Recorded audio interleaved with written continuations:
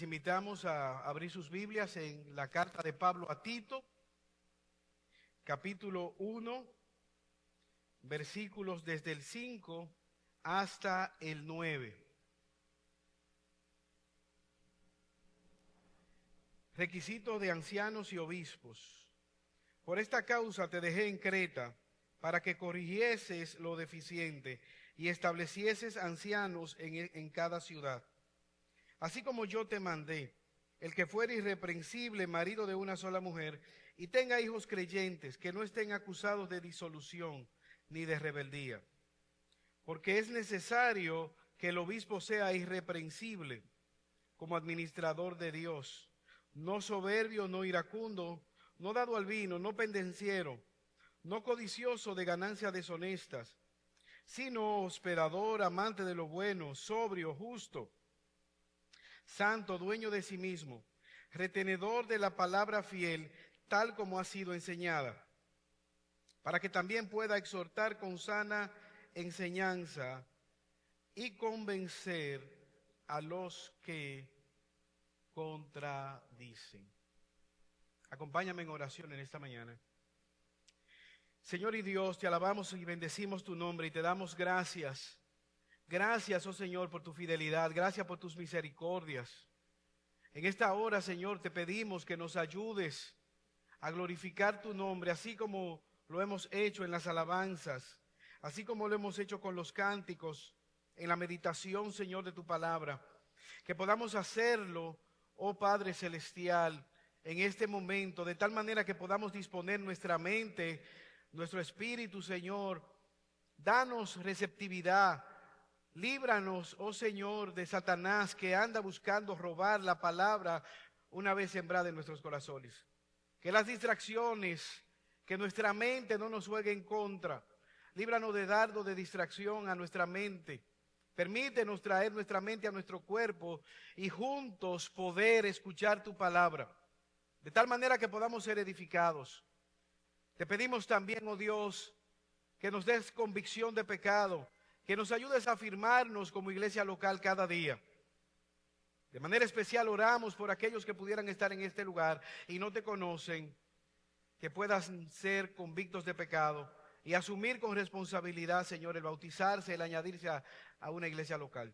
Por Jesús te lo pedimos. Amén. Cuando usted entra a nuestra ciudad, la ciudad de La Vega, desde la capital Santo Domingo hacia el centro de la ciudad, se puede dar cuenta de una hermosa entrada, quizás una de las más hermosas de todas las provincias de la República Dominicana. No dicha solamente por mí como vegano que soy, sino por otras personas que han venido a la ciudad de La Vega. Pero llama la atención cuando usted entra a la ciudad de La Vega, que hay tres grandes calificativos en letreros grandes, en una hermosa grama. Y esos calificativos definen a la ciudad de La Vega como una ciudad culta, como una ciudad olímpica y también como una ciudad carnavalesca. Quizás la mayoría de los veganos se identifican con estos calificativos. Una ciudad culta, apelando a que La Vega ha sido cuna de grandes maestros de la literatura, no solamente dominicana, sino internacional. Resaltar a Federico García Godoy y otros grandes educadores dominicanos que ejercieron aquí en la ciudad de La Vega. Pensar en el profesor Juan Bosch, entre otros. El apelativo de olímpica, recordando el gran desempeño que tuvieron los atletas de nuestra provincia en los primeros Juegos Nacionales, que fueron tratados como si hubiesen sido unas olimpiadas. Y La Vega quedó entre los primeros lugares y se hizo famosa por su desempeño deportivo. Y ni mencionar la fiesta pagana que se lleva a cabo cada año en el mes de febrero con repercusiones no solamente local, sino también internacional, el famoso Carnaval de La Vega. Estos tres calificativos les dan orgullo a la mayoría de los veganos. Ahora, si tú buscarías o si buscáramos algunas cualificaciones para Dios buscar, valga la redundancia, en aquellos hombres que han de cuidar la iglesia, ¿cuáles serían estas características? Dicha o dicho de otra manera, piensa tú como esposo, si te tocara dejar al cuidado de tu familia, el cuidado de tu esposa, de tus hijos, y tuvieras que hacer un largo viaje, ¿a quién le encomendarías esa seria e importante tarea de cuidar a tu familia? ¿Cuáles características buscarías tú en alguien que cuide de tu familia? Pensar en la obra de Dios, la iglesia, su amada esposa, la esposa de Jesucristo. ¿Qué espera Dios de aquellos hombres que Él llama a cuidar, a mentorear la iglesia? ¿Cuáles serían las cualificaciones dadas por Dios? Déjame decirte que esa pregunta no se queda a ser respondida al azar. Dios ha dado esas características. Y tú y yo debemos buscar estas características en estos hombres para que puedan pastorear, guiar nuestras almas. Y lo que quiero resaltar es que el liderazgo es crucial. Decía John Maxwell, una persona con la cual no nos identificamos en todo lo que dice, pero en esto sí, que todo se viene abajo o se edifica en función al liderazgo. Hoy, como siempre, tenemos necesidad de líderes que sean fieles, que sean piadosos para gobernar y dirigir la iglesia del Señor. Una confianza que está establecida por Dios. Y de hecho, en las cartas pastorales, tres cartas, Dios quiso dar estas cualificaciones. Primera Timoteo capítulo 3 versículo 1 al 7, Pablo le habla a su hijo en la fe Timoteo de estas características, tanto de los pastores como de los diáconos. El texto que leímos nos habla de esas cualificaciones. Y Pedro también se ve a sí mismo como un pastor entre los pastores para apacentar la grey del Señor. Lo primero que quisiéramos nosotros ver en esta carta que hemos iniciado es ver las cualificaciones, 4 características, 4 compromisos que nos muestra el pasaje que tú y yo debemos buscar en los líderes que pastoreen nuestras almas. El texto, esta carta fue escrita por Pablo a un delegado apostólico llamado Tito. Pablo perfectamente pudo darle estas instrucciones camino a la isla de Creta en el barco, pero él le plujo dejar a Tito en esta isla pequeña donde tenía la dificultad que las iglesias no tenían pastores. Unas iglesias que habían sido permeadas por los hombres paganos perdidos de la ciudad y que ahora él le escribe a Tito dejándolo previamente en la isla de Creta y ahora él le da estas instrucciones para que pueda organizar, pastorear estas iglesias en la isla de Creta. Nos muestra, por lo tanto, cómo la iglesia es propiedad de Dios y Él soberanamente dota a las iglesias locales de líderes, de pastores, de diáconos para poder llevar a cabo su obra. Nos muestra que también como iglesia debemos orar para que el Señor siga sosteniendo a los pastores y Él permita dar nuevos dones que puedan servir a la causa de Cristo. De antemano decir, no son perfectos. Después de Génesis capítulo 3, todos hemos pecado, todos nos hemos descarriado a una. Pero el texto, al igual que Timoteo, nos dice que el que anhela obispado, buena obra desea, pero es necesario. Hay cualificaciones, hay cualidades de un líder piadoso. 4 características. La primera, un compromiso con la causa de Cristo, con la iglesia local. La segunda, un carácter piadoso. Tercera, una conducta que sea aprobada, una conducta piadosa. Y cuarto, convicciones que le sostengan. Un compromiso con una causa, con una iglesia local, un carácter aprobado, una conducta piadosa y convicciones que sean piadosas y que le sostengan.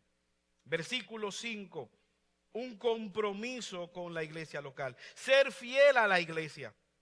Por esta causa te dejé en Creta, para que corrigiese lo deficiente y establecieses ancianos en cada ciudad, así como te mandé. Mira algo, me encanta cómo el plan de Dios sigue siendo el mismo. En medio de una ciudad en tinieblas, en medio de una ciudad corrupta, de hombres corruptos. Mira cómo dice el versículo 10, contumaces, habladores de vanidades, engañadores, falsos maestros, deshonestos.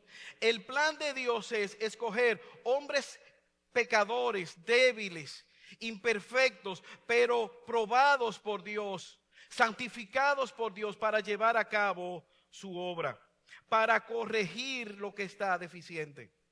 Este sigue siendo el mismo plan de Dios. Tito debía leer esta carta y la misma iglesia, al igual que con Timoteo, iba a evaluar esas características desde la iglesia hacia sus líderes, hacia Tito, y al mismo tiempo iba a salvaguardarse en medio de esos hombres burladores y falsos que se han levantado a lo largo de la historia y han causado mucho daño al pueblo del Señor. De hecho, un padre de la Reforma decía que él se formó para defender la iglesia de las falsas enseñanzas. Lo único que él no pensó que muchas de esas falsas enseñanzas iban a surgir dentro de las mismas iglesias locales. Por lo tanto, tú y yo debemos estar apercibidos y evaluar el compromiso con la iglesia local. Tito, para esto te dejé, para que tú redargullas, para que tú cuides, para que tú edifiques la iglesia local en Creta. ¿Cómo lo iba a hacer? Corrigiendo lo deficiente y estableciendo ancianos, varios pastores. La palabra anciano apela a una persona madura, no necesariamente que tenga canas, que sea madura. No está hablando de vejez necesariamente. Hay viejos, hay ancianos que son muy inmaduros. Y quizás tener personas más jóvenes que pudieran tener también madurez. Tal es el caso de Tito y de Timoteo. No eran adolescentes, pero para la cultura eran personas relativamente jóvenes. Pensar un 30, 40 años. En la cultura era joven, pero eran personas maduras. Ancianos en cada ciudad, así como yo te mandé. Son sinónimos, ancianos, obispos. ¿Qué es un obispo? Es un sobreveedor, un baywatch, alguien que está velando. Y es sinónimo de pastor. El pastor es uno que tiene una vara y un cayado, un garrote. ¿Para qué? Para cuidar el rebaño, para cuidar las ovejas de los lobos, y el cayado para cuidar la oveja de sí misma. La oveja es distraída, se puede apartar, entonces el cayado le permite rescatar a la oveja, traerla de nuevo al redil. Es decir, que cuando usted lea obispo, pastor, anciano, estamos hablando de tres términos que está apelando a la misma obra. Cuidar el rebaño, dirigir el rebaño, velar por el bienestar del rebaño, de la iglesia. Tú y yo somos definidos como ovejas, animales débiles, indefensos, torpes, descarriables. Y hemos hablado con anterioridad lo que es una oveja. Un lobo puede acabar en una noche con todo un rebaño de ovejas. Las ovejas no tienen velocidad, no tienen alas, no tienen garras, no tienen dientes afilados, no hacen mimetismo, se dejan comer fácilmente. Una oveja se puede tirar por un barranco y 100 le siguen gozosamente hacia el mismo barranco. Por eso nosotros, Salmo 23, Jehová es mi pastor y mi provisión no está en la sabiduría que tengo como oveja, sino en la crianza, en el cuidado del buen pastor. Eso no significa que nosotros no podamos discernir o ser sabios en nuestros pensamientos. Apelo al hecho de que debemos ser pastoreados, de que debemos ser cuidados. Tito es un pastor, un delegado apostólico que va a delegar a otros delegados, a otros pastores en las iglesias para ser cuidadas, para ser protegidas. Tito no es un asesor de imagen, no es un consultor empresarial. Tito tiene una encomienda: velar por las almas de estas iglesias. Velar por que líderes piadosos lleguen al púlpito, lleguen al pastorado, lleguen al cuidado de la iglesia, para que estas iglesias, estas almas puedan enderezarse, puedan perseverar, puedan madurar. Pablo le dice a los efesios que Dios le ha dado estos dones a la iglesia. ¿Para qué? Para la edificación del cuerpo de Cristo. ¿Para qué? Para capacitarlos para la obra del ministerio, de tal manera que todos crezcamos a la imagen de uno. El pastor, los líderes, no, a la imagen de Cristo. Líderes que puedan edificar nuestras almas, ayudarnos a madurar, ayudarnos a crecer. Pero para eso es necesario estar comprometido con una iglesia local. Es una misión en la isla de Creta. Ve a las iglesias, identifica a esos líderes y ayúdales a que puedan servir. Ve a las iglesias, identifica a los falsos maestros y muéstrale con las escrituras su error, de tal manera que pueda salvaguardar la iglesia local. Hermanos, esto cobra repercusión para cada uno de nosotros. Porque con estos medios digitales muchas personas se sienten parte de muchas iglesias locales. Yo soy un creyente del mundo. Y en gran parte es verdad, porque pertenecemos a la Iglesia Universal de Cristo. Pero esa iglesia universal tiene representaciones en iglesias locales. Si tú te das cuenta, en el Nuevo Testamento, mucho más de la mitad, pensar en 13 de las cartas solamente de Pablo, sin contar las 3 cartas de Juan, sin contar las cartas de Pedro, son destinadas ¿a quién? A iglesias locales que están siendo edificadas. Aún estas cartas iban a ser leídas esta carta de Tito y de Timoteo iban a ser leídas en las iglesias de Éfeso, y era la intención que fueran cartas circulares, que una vez leídas en las iglesias de Éfeso fueran a circular por toda el Asia Menor. Lo que te quiero resaltar es que eso de llaneros solitarios son llaneros muertos.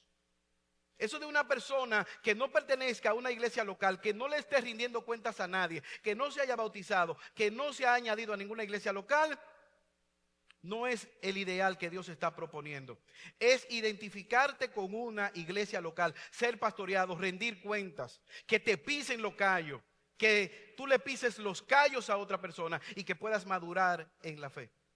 Que seas ofendida y ofendas a otro, que seas perdonado y aprendamos también a pedir perdón. Y ahí viene la verdadera madurez y crecimiento en el Señor. Eso cobra repercusión porque en esta generación las personas no se comprometen fácilmente. Usted puede hacerse socio de 5 gimnasios al mismo tiempo y obtener la membresía, y con eso no hay problema. Y puede dejar de ir a los 5 gimnasios y siempre que usted pague no pasa nada. Pero eso no debe pasar con la iglesia local. ¿Quién te pastorea? ¿Quién va a rendir cuenta por tu alma? Yo conozco muchas personas. Yo era de Home, yo era de Osa, yo iba allá, yo era. Si este es tu caso en esta mañana, yo te insto a que asumas un compromiso con la iglesia local. Nos gustaría que fuera esta, que podamos pastorear. Pero puede ser una iglesia local donde te prediquen y donde haya líderes piadosos que puedan velar por ti. Tito tiene un compromiso con una iglesia local. Yo te pregunto, ¿cuál es el compromiso que tú tienes con esta iglesia local? ¿Qué pasaría con nuestra iglesia local si todos los creyentes fueran tan espirituales como tú? ¿Qué pasaría si todos nosotros, todos los creyentes de esta iglesia, leyéramos la Biblia como tú la lees? ¿Sobreviviría nuestra iglesia local? ¿Qué pasaría con nuestra iglesia local si todos los creyentes estuvieran tan comprometidos económicamente como tú estás con esta iglesia local? Pablo le dice a Tito, te dejé ahí para que puedas ayudar, para que te puedas involucrar, para que puedas intervenir en la vida de los hermanos, para que puedas ver cómo están creciendo, para que les llames a la atención, para que les redargullas cuando lo veas camino al infierno, para que les llame la atención cuando lo veas en un borde, al precipicio, cerca del pecado. Hermana, aléjate de ahí. Hermano, ven para acá, quítate de ahí. Un compromiso con una iglesia local. un compromiso con la causa de Dios. Hermanos, y si somos sinceros, a veces eso no es agradable. No nos gusta tener que confrontar a las personas, no nos gusta tener que llamarle la atención. Tito llega y va a organizar, a llamarle la atención, imagínate. Y más si nosotros somos dominicanos. Usted puede estar en la calle cotidianamente y usted ve un tapón de vehículos en la calle. ¿Cuál es la razón? El individuo se antojó de un agua de coco y se paró en el mismo medio de la avenida a esperar que el coquero le pele el coco y que se lo pase, sin importar que hay 15, 20 vehículos detrás en un tapón. Y hay de usted si le dice algo. Es un padre de familia que tiene sed y quiere beber agua de coco. Tito organiza, ordena lo que está mal. Asume el compromiso con esta causa. Causa de pastorear las almas, de guiarle, de ayudarle. Pero vemos un segundo elemento, un compromiso con el carácter del propio Tito y de los líderes, versículo 6. El que fuere irreprensible, marido de una sola mujer, y tenga hijos creyentes que no estén acusados de disolución ni de rebeldía. Aquí estamos hablando del carácter de este hombre, de lo interno. Que lo interno, la integridad desde afuera hacia adentro. Evidentemente, irreprensible no significa perfección. Si yo levantara la mano, ¿quién aquí no peca? ¿Quién es perfecto? Usted levanta la mano y ya pecó por mentiroso. Cometió su primer pecado, la mentira. Primera de Juan nos dice que si decimos que no pecamos y que no tenemos pecado, estamos diciendo que Dios miente. Irreprensible, apela a ser una persona digna de imitar, no perfecta. En su matrimonio es marido de una sola mujer, es fiel. Un hombre de una sola mujer. No es un polígamo, no es un adúltero, pero está apelando también al trato que tiene con las demás mujeres. No es un hombre sabrosón, cariñoso con las hermanas. Que cuando se le pregunte por su casa, por su vecindario, en su lugar de trabajo, en su círculo íntimo, ¿cuál es la esposa de fulano? Es sutana. Evidentemente, hermanos, no está apelando a que no pueda ser viudo o que no sea un joven soltero. Probablemente Tito era soltero, Timoteo era soltero. No se nos menciona que Pablo tuviera esposa. Quizás Pablo era viudo. No es un hombre lujurioso. Está luchando contra el pecado. No anda coqueteando con las mujeres, ni mandando corazoncito en redes sociales.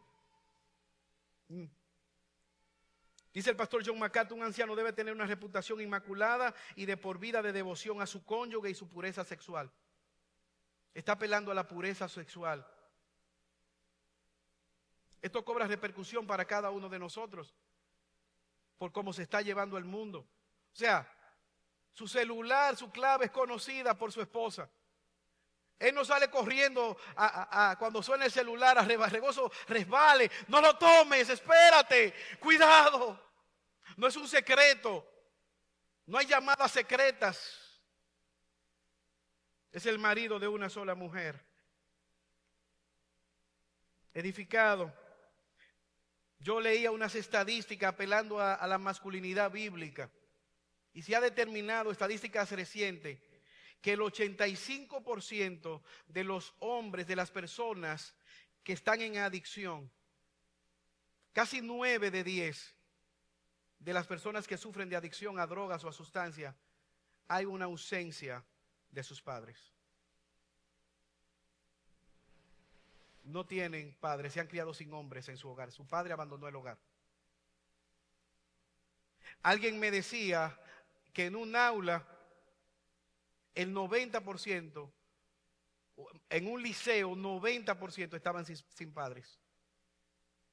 O sea, se estaban criando con una abuela, un sustituto, una tía, un tutor.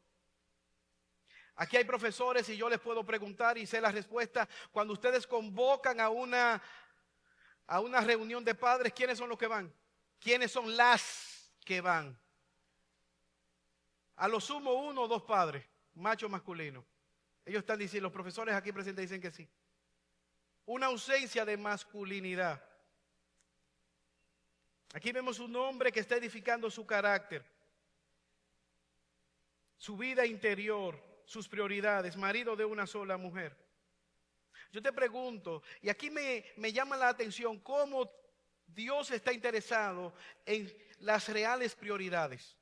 La familia de este hombre, el hogar de este hombre, la esposa si la tuviere de este hombre. Hermanos, podemos nosotros ser engañados, seducidos a querer edificar grandes empresas, hospitales, consultorios, profesiones. Tú puedes hacer lo que tú quieras, pero sabes que no siempre haciendo lo que quieras vas a agradar a Dios. En el orden de prioridad, para este hombre por encima de la iglesia está su esposa, su familia. Y la iglesia debe colaborar para que esto sea posible. Marido de una sola mujer. La prioridad es la esposa, el hogar de este hombre, los hijos. ¿De qué vale tratar de edificar a las esposas de todo el mundo, los matrimonios de todo el mundo y tu propio matrimonio irse a la deriva? Es retante para nosotros en esta mañana. ¿Cómo está tu hogar? Marido que me estás escuchando, que me estás viendo. Si le preguntáramos a tu esposa, ¿cómo te ha ido con el esposo creyente que tienes? ¿Qué respondería ella? Y a tus hijos, si le preguntáramos, ¿estarían ellos dispuestos a imitarte a ti? ¿O por el contrario, ellos pueden perseverar a pesar de ti? ¿Acaso solamente son los pastores que tienen que ser maridos de una sola mujer? Son los líderes de la iglesia. Ay, qué bueno, yo no soy líder de la iglesia, yo puedo tener varias mujeres. ¿Es eso lo que dice el texto? Evidentemente que no. Fiel a su esposa, fiel a sus hijos en caso que lo tuviere. Herencia de Dios son los hijos. Hay padres que no le van a dejar ninguna herencia económica a sus hijos. Los hijos son dádiva de Dios. Si lo tuviere, el que fuera irreprensible, marido de una sola mujer, y tenga hijos creyentes que no estén acusados de disolución ni rebeldía.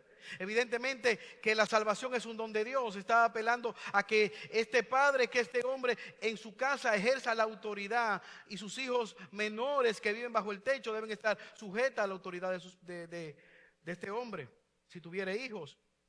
Eso no implica que todos los hijos tengan que ser cristianos. Hay una mayoría de edad y responsabilidad particular para cada quien.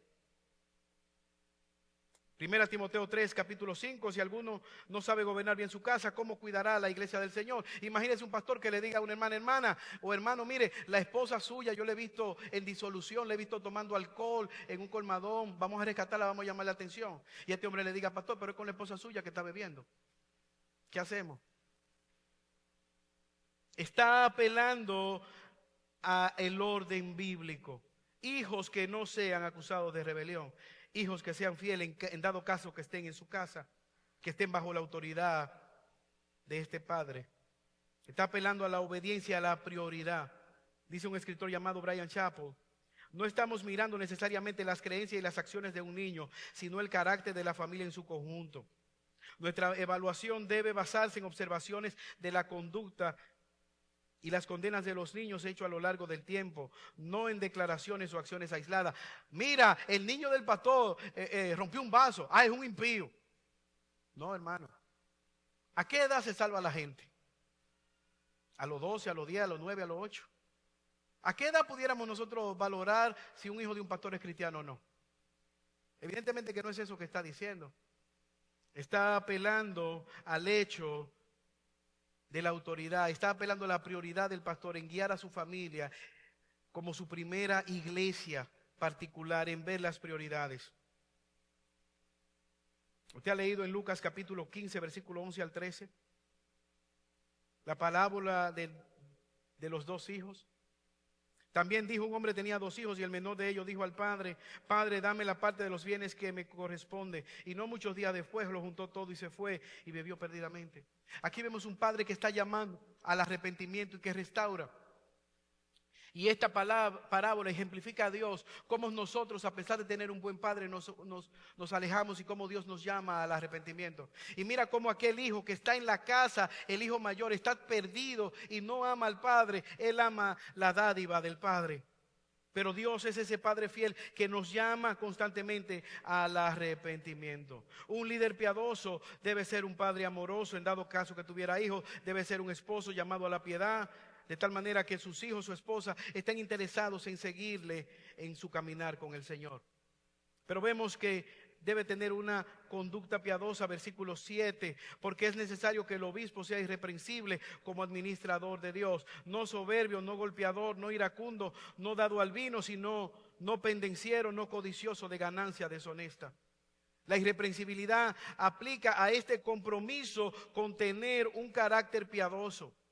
No una persona soberbia, me voy por ahí hasta que me rompa la cabeza, no. Nosotros podemos confundir lo que es una persona con firme de carácter a lo que es un necio. Un necio es uno que aún viendo los argumentos, aún usted presentándole la verdad, vive conforme a esa decisión. Cuando pienso en esto, me recuerdo ese gran talentoso joven llamado Jordano Ventura, 23 años, joven. Se decía que era la mezcla de Juan Marichal y Pedro Martínez juntos. La más grande lumbrera de la pelota dominicana, Jordano Ventura. Su madre le daba consejos, nunca le hizo caso. Mamá, yo soy como un caballo desbocado, me voy por ahí hasta que me parta la cabeza. Y tristemente así murió en un accidente de tránsito, alcoholizado. Y sin dejarle nada de dinero a su madre, porque cuando abrieron el baúl estaba lleno de alcohol. Tenía un drink en el baúl de la jipeta donde iba. Y el seguro no le cubriría si era un accidente por alcohol o por alguna sustancia narcótica. El obispo no debe ser soberbio, no debe ser dado a la ira. Todo lo que está ahí, el vino, la soberbia, la ira, el golpeador, la codicia, están dirigiendo su alma. No puede ser dirigido por la avaricia, por las ganancias deshonestas, para lucrarse de manera negativa, robando, especulando con la grey.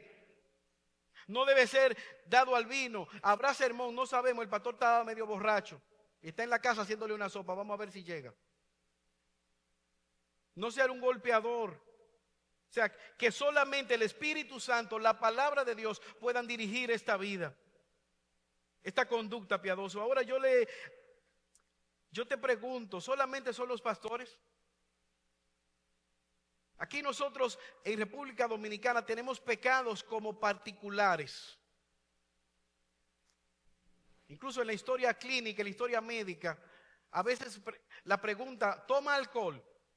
Por conciencia no se la preguntábamos a las mujeres. Uno como quedaba, no toma. Pero usted y yo sabemos que hay mujeres que beben tanto o más que muchos hombres. Es iracundo, el hombre es el violento. Asumimos de una vez que es el hombre que es el violento. Pero usted y yo hemos visto, ya sea por video, por referencia, por donde quiera, mujeres muy violentas que pueden parársele delante al hombre, dame, y lo desafían a que le dé, y le brincan encima y le agreden. El pecado no hace acepción de personas, no hace acepción de sexo, no hace de diferencia de edad. ¿Has visto tú a un niño airado porque no le dan leche? ¿Has visto tú a un niño haciendo una rabieta en un supermercado porque su padre le dijo no tengo dinero para ese regalo? ¿Cómo se tira, patalea, tratando de avergonzar a su padre y que diga ya párate, te voy a comprar el regalo? ¿Quién le enseñó ira a ese hijo? ¿Quién le enseñó venganza? ¿Quién le enseñó violencia? Apelo a que nuestra alma debe ser redimida con la sangre de Cristo sin importar la edad que tengamos. Es un hombre que está siendo formado su carácter. Solamente la palabra de Dios está gobernando su vida. No debe ser ni el alcohol, ni la ira, ni la soberbia, ni la codicia, ni el deseo de ganancias deshonesta. Que no sea un misterio la manera como sus pastores se ganan la vida. Que usted pueda saber cómo ellos viven y dónde viven. Pero al mismo tiempo está comprometido con la naturaleza de su llamado. Mira cuál es: administradores de Dios, mayordomo de Dios. ¿Qué es un pastor? Un pastor es definido como alguien que está administrando lo que Dios le ha puesto por medio de su palabra. La grey, que es propiedad de Dios, el dueño de la grey es Dios. Son servidores sujetos a la palabra de Dios. Yo recuerdo una película que se hizo muy famosa, La vida de Pi, de un una película que tiene trasfondo hindú. Un náufrago que se queda en un bote y tiene un acompañante. Un tigre de Bengala es el otro copiloto, en medio del mar. Pero a mí me llama la atención cómo el director grabó la película y quedó todo bien. Pero él no quedó complacido con la película. ¿Y sabe lo que él hizo? Pagó de nuevo al actor. Vamos a grabar la película otra vez. No estoy complacido como quedó la película. ¿Qué estoy queriendo resaltar? Las prioridades de este director no eran lucrarse, era hacer una película que fuera exitosa. Padres que están aquí, las prioridades delante de Dios es tu matrimonio, tu familia, tus hijos. Sin importar lo que pueda costar. Tú puedes establecer un doble estándar. Tú puedes decirle a tu hijo, llega temprano a la escuela. Y insistirle para que no le pongan la tardanza y en la reunión de padres te avergüencen. ¿Qué tan importante es llegar temprano a la iglesia, a la causa del Señor? Tú le puedes decir a tus hijos, no hable mentira, y tú estar en el baño envuelto en una toalla y decir por teléfono, ya voy llegando, espérame ahí. Un doble estándar. Podemos decir, Dios es lo más importante. ¿Qué tanto le dedicas tiempo a las escrituras, a la oración? La palabra de Dios nos dice que si nuestro ojo es bueno, todo nuestro interior será bueno. Y a mí me encanta la sabiduría de Dios. Aquí hay oftalmólogos y saben cómo funciona el ojo. La luz entra, se refleja y tú puedes ver. Se refleja en la retina, en esa pantalla que está ahí, tú puedes ver. Pero si lo que está entrando es suciedad, tiniebla, lo que va a permanecer es eso mismo. Lo que se va a reflejar en nuestra vida es lo que está entrando a ella. Jesús dice, si hay luz, si hay verdad, si hay palabra de Dios, si hay doctrina, si hay deseo de crecer, lo que se va a edificar es temor de Dios, es luz. Tú pudieras decirle, mira muchacho, no le suba la voz a tu hermana, es que tú eres loco. ¿Por qué tú estás voceando? Edificar una vida en el corazón, en el interior, un carácter transformado, un compromiso. No es una persona egocéntrica, egoísta, dada al vino. Hay una conducta, un compromiso, un carácter piadoso, pero hay una conducta. Eso se manifiesta. No es simplemente un pórtate bien, es un carácter de adentro transformado que se evidencia en una conducta piadosa, versículo 8. Sino hospedador, amante de lo bueno, sobrio. ¿Qué es un sobrio? Es uno que no es gobernado por ninguna sustancia, ni por la ira. Justo, santo, dueño de sí mismo. Aquí vemos la conducta, es desde adentro hacia afuera. Nosotros somos dados a lo externo, al fariseísmo. Pórtate bien porque tenemos vecinos. Pórtate bien, mira que ahí viene una visita. Ten cuidado, el carácter apela. Mira, yo veo envidia en tu corazón. Yo veo egoísmo, yo veo desconsideración en ti. No simplemente la conducta, es una conducta que es la evidencia de un carácter transformado. Es hospedador, y aquí hospedador, hospitalario, es sinónimo de amante de los extraños. No es simplemente que alguien te invite y te cocine y tú le cocinas. Te hace un pollo y tú le haces otro pollo. Está apelando a los desconocidos. Y a veces no es tan cómodo. Cuando tuve personas en la calle, yo recuerdo hace mucho, y no quisiera llamar la atención sobre nosotros, pero vinimos luego de un velorio, recuerdo, a traer unas mesas, unas sillas, unas grecas que estaban en unas carpas en la casa donde se llevó a cabo el velatorio, casi a las 8:30, 9 de la noche. Y cuando estamos cerrando hay 9 ciclistas ahí afuera, todos extranjeros, europeos. Estaban entrenando para la vuelta de independencia. Estaban todos ahí. El Airbnb, el asunto que ellos habían rentado, le daba la locación de la iglesia aquí. Y estaban perdidos y hablando muy mal el español. Cada una de esas bicicletas, aunque andaban con deporte a las 9 de la noche, venían bajando de Bonao y no sabían bien para dónde iban. Cada una de esas bicicletas era de un alto precio, podían ser atracados. Pero ahí estábamos nosotros, enfrente de una iglesia, convidados a ser hospitalarios, cansados, queriendo llegar a nuestra casa. ¿Qué vamos a hacer con estos ciclistas? Hablo con los hermanos, me parece que nuestro hermano Carlos Julio estaba ahí. Ellos no sabían dónde quedarse, les guiamos hacia un lugar. Primeramente los invitamos a nuestra casa, que fueran a nuestra casa a cenar. Ellos querían llegar a un hotel para bañarse y eso. Pero el tema es que fuimos compelidos a no dejarlos abandonados. Eran desconocidos, en un país desconocido, en una provincia desconocida y sin hablar el idioma. Hospitalarios. Significa amante de los extraños. Esto era vital en el siglo I y sigue siendo vital ahora. Pero las posadas eran lugares muy inseguros donde podían ser atracados, asesinados. ¿Usted recuerda del buen samaritano que se socorre a alguien que fue herido? Pablo puede llegar al lado de un río sin saber quién le iba a hospedar y toparse con Lidia, le predica el evangelio, ella le insiste y se lo lleva para su casa, le cocina, le hospeda. Y ahí surge una iglesia, la iglesia de Filipos, debajo de la mata en un río. Estos evangelistas salían a proclamar el evangelio contando con la hospitalidad de los creyentes. Nosotros debemos ser llamados o ser reconocidos por ser hospitalarios. A veces vemos y nos quejamos de nuestros vecinos. ¿Cuándo fue la última vez que le colaste un café a un vecino para hablarle de Jesús y mostrarle la hospitalidad? Este líder tiene que ser una persona hospitalaria, estar comprometido con modelar externamente, retenedor, hospedador, amante de lo bueno, sobrio, practicar la justicia, santo. Santo no es uno que tiene una aureola y está subido en un altar.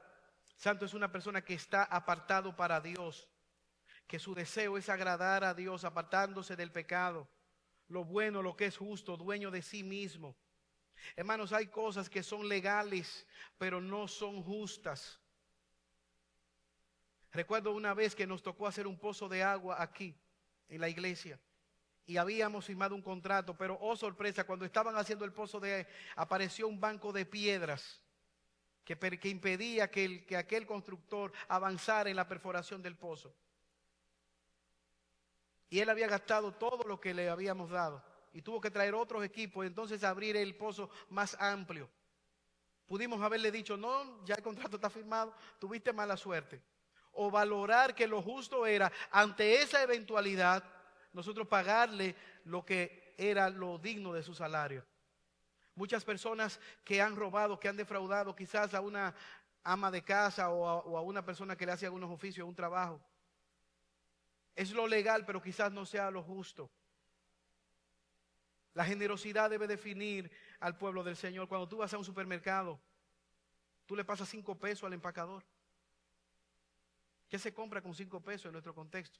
Cuando tú vas a un restaurante, eres generoso en la propina. Ah, no, que eso está ahí en la tarjeta que le den cuenta que los impuestos.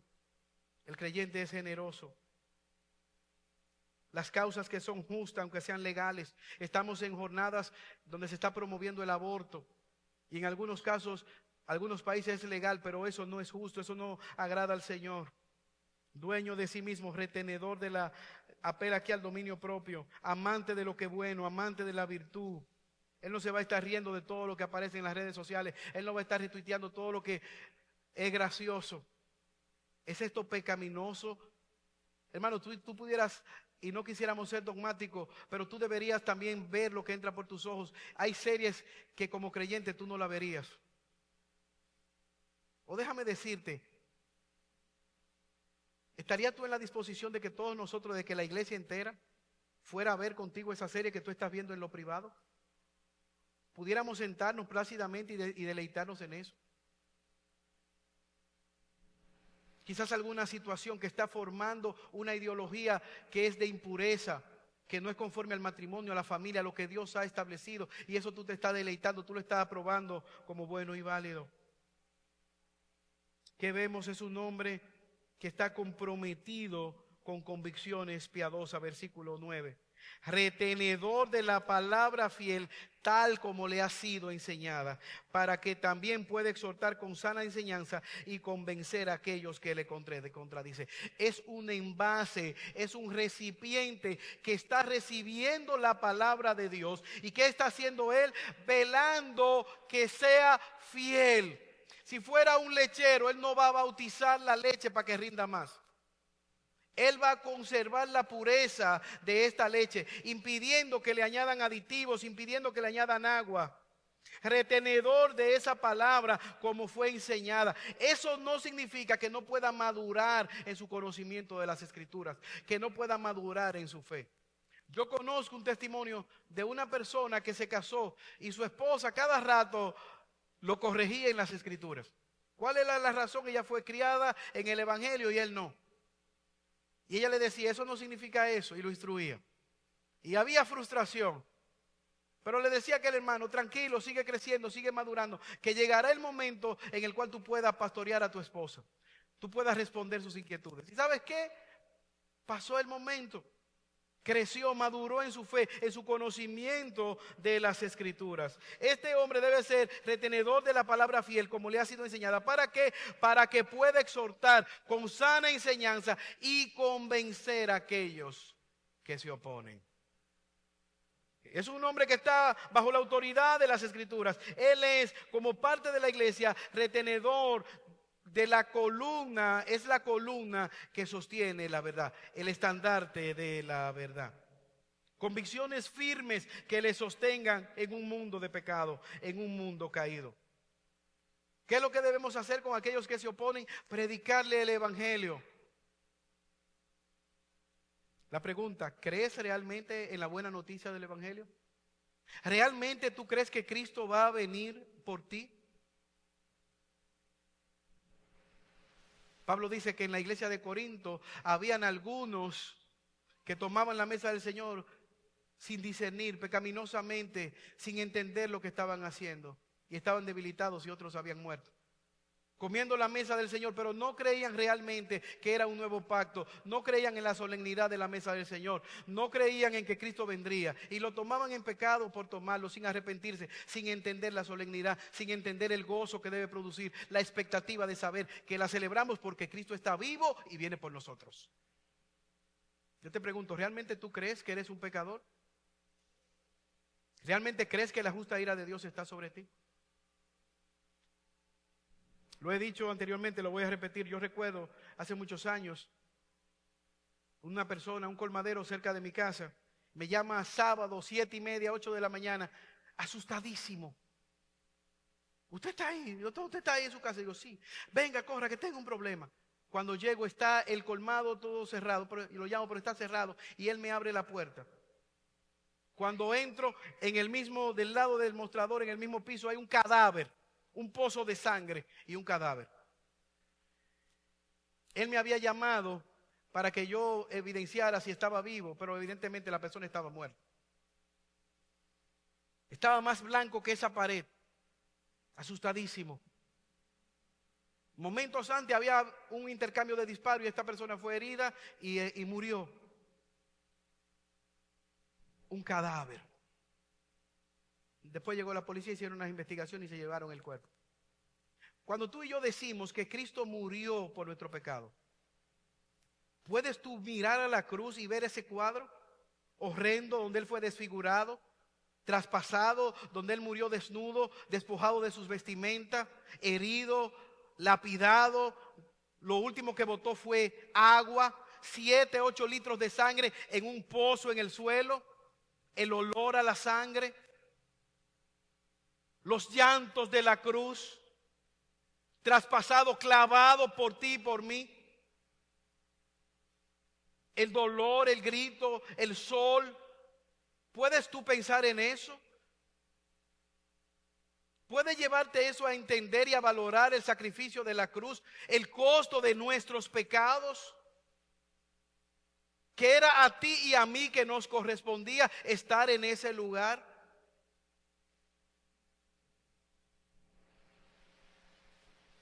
Pablo puede decir a Tito que esas convicciones te sostengan. Que podamos orar a Dios y nos ayude a ver la seriedad del pecado como Dios la ve. Porque sólo así podemos valorar la obra de redención de la cruz del Calvario. Sólo así podemos entonces ver a Cristo como deleitoso. Sólo así podemos nosotros aquilatar el enorme sacrificio de la cruz de Dios, de la cruz de Cristo en nuestro favor. Sólo así el pecado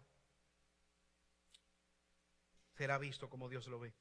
Vemos un hombre diligente para proclamar esa verdad, exhortar con una sana, caloz enseñanza. No toda enseñanza es buena, no toda enseñanza es sana, y convencer a los que se contradicen.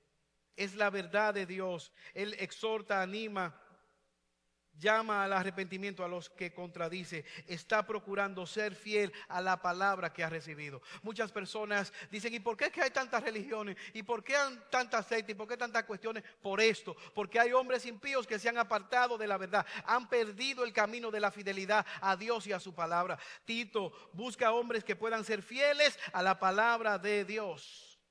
Y tú y yo estamos llamados no a ser novedosos, sino a ser fieles a la palabra de Dios.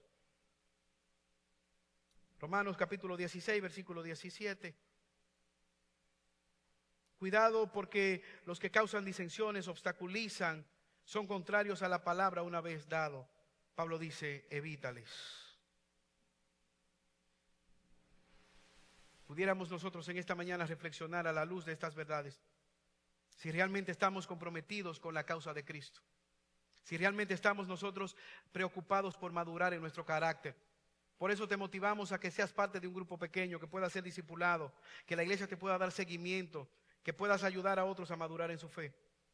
Si al evaluar tu vida puedes ver una conducta piadosa y si tu vida está definida por convicciones firmes, vemos un orden, una vida siendo transformada por la palabra de Dios. Vemos una familia que debe ser cuidada como Dios manda. Vemos una sociedad que está siendo influenciada por este hombre, por esta esposa, por estos hijos, por esta familia, por esta iglesia. Y vemos entonces los incrédulos siendo alcanzados. ¿Qué necesita esta sociedad? ¿Qué necesita nuestra ciudad? ¿Qué necesita nuestro país? Que hombres y mujeres firmes, de convicciones firmes, puedan ponerse por la causa de Cristo, puedan añadirse a una iglesia local, decidir fielmente permanecer, ser cuidados, ser pastoreados, sirviendo a Dios con sus dones. Imagina por un momento un barco que esté a punto de salir de viaje en el mar. Este barco es un barco moderno, tiene radares, tiene botes salvavidas, tiene todo cuanto necesita.